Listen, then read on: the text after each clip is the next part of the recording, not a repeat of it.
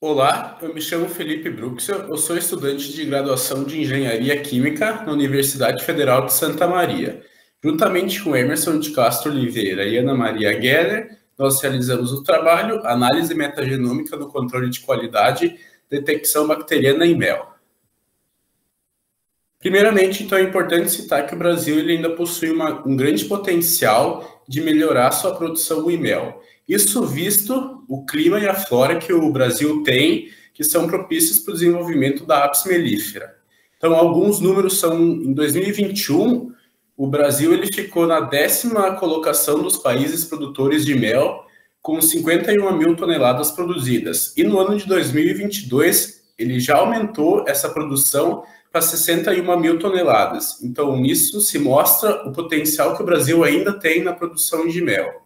E quanto aos estados do país, nós temos que, historicamente, o Rio Grande do Sul ele é o maior produtor de mel, e os números, então, mostram que em 2022, o estado do Rio Grande do Sul ele produziu 9 mil toneladas. Quanto a aspectos físico-químicos que o mel possui, nós temos primeiramente a presença do peróxido de hidrogênio, que faz que o mel tenha um caráter ácido, e o alto teor de sacarídeos no meio, permite que o mel tenha uma baixa atividade de água. Isso tudo dificulta a aparição e desenvolvimento de bactérias. Mas mesmo assim, em estudos como o do ALIP 2019, possuem sim gêneros de bactérias presentes no mel, e esses gêneros, então, eles estão no mel em forma de endósporos. Então, algumas das bactérias que estão no mel são brevibacillus, bacillus, lisinibacillus, paenibacillus e romilibacillus. Porém, apesar de ter estudos que mostram a aparição de micro-organismos, o Ministério da Agricultura e Pecuária não possui nenhuma legislação específica para as bactérias. Isso pode ocasionar, então, um problema de saúde pública, porque algumas dessas bactérias elas são causadoras de doenças para os seres humanos. Então, nós temos um problema de saúde pública que precisa ser resolvido quanto à presença de bactérias no mel. Então, o objetivo do nosso trabalho é analisar a composição bacteriana do mel comercializado no Rio Grande do Sul utilizando a metagenômica. Quanto à metodologia, 5 amostras de mel foram adquiridas em diferentes pontos de comercialização no estado do Rio Grande do Sul. Essas amostras elas foram mantidas em suas embalagens originais, de forma refrigerada até o envio para o laboratório. Para o envio para o laboratório responsável, foram separadas, então, 100 gramas de cada amostra em embalagens estéreis e enviadas refrigeradas para o laboratório que realizou as análises. Quanto ao tratamento do DNA e a realização da metagenômica, estes estão de acordo com o protocolo do laboratório, e esse protocolo ele está descrito no trabalho de Ehrhardt e colaboradores 2023. Quanto ao material genético coletado, ele foi amplificado utilizando primers para a região V3 e V4 do gene 16S do RNA ribossomal.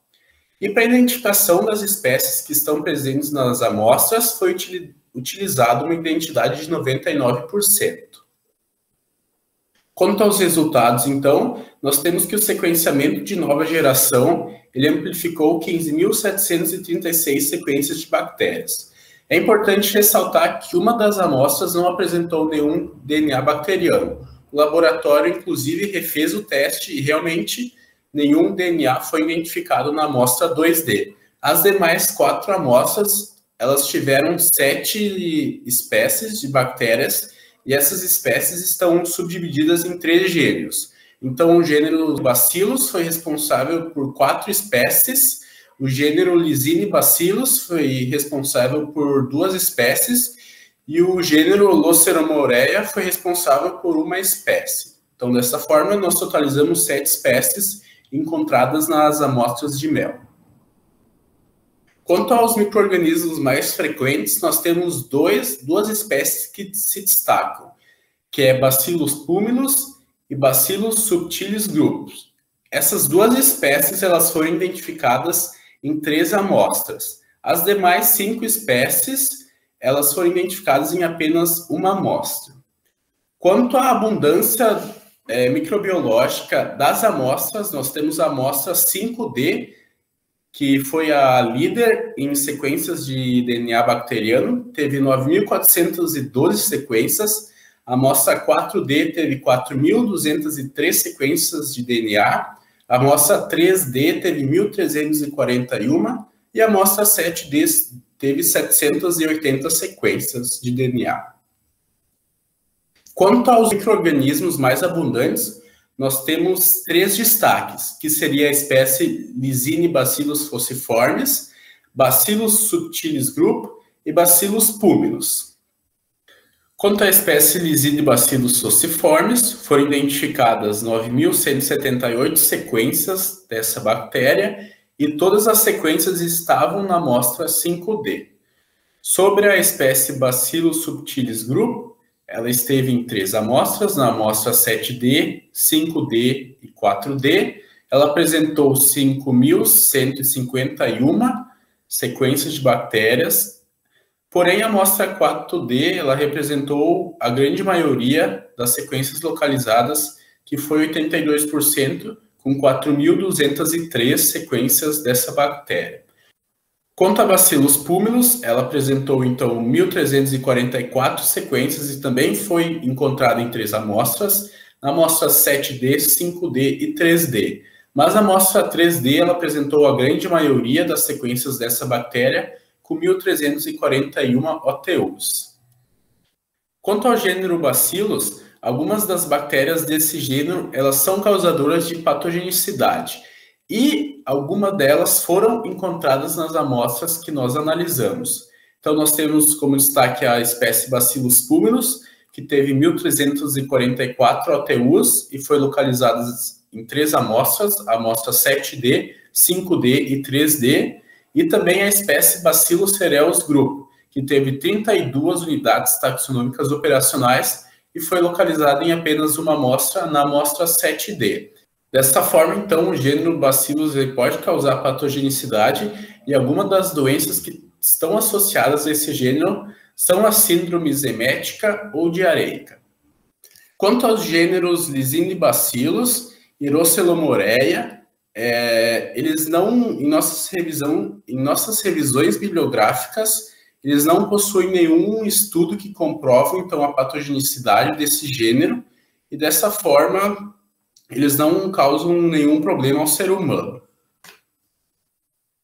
Quanto às considerações finais, a gente ressalta a importância da metagenômica para a identificação das sequências bacterianas, pois além de agilizar o resultado, é um resultado mais preciso, e dessa forma a gente identificou, então, em 2 amostras contaminantes biológicos, que foi na amostra 3D e a amostra 7D, que essas amostras, então, apresentaram bactérias que podem causar problemas de saúde ao consumidor, que seriam as espécies Bacillus pulminus e Bacillus cereus group. Então, a gente ressalta novamente a falta de uma legislação específica para o controle de qualidade sobre as bactérias que podem causar algum problema ao ser humano. Então, hoje, na legislação do Brasil, não possui nada que tenha algum controle sobre essas bactérias. Isso, então, pode vir a causar um problema de saúde pública. Aqui estão as nossas referências. Eu queria agradecer ao Instituto Federal Sul-Rio-Grandense, o IFSUL, pelo auxílio financeiro a esse projeto de pesquisa. E deixo o e-mail de contato também no meu professor. E muito obrigado pela atenção.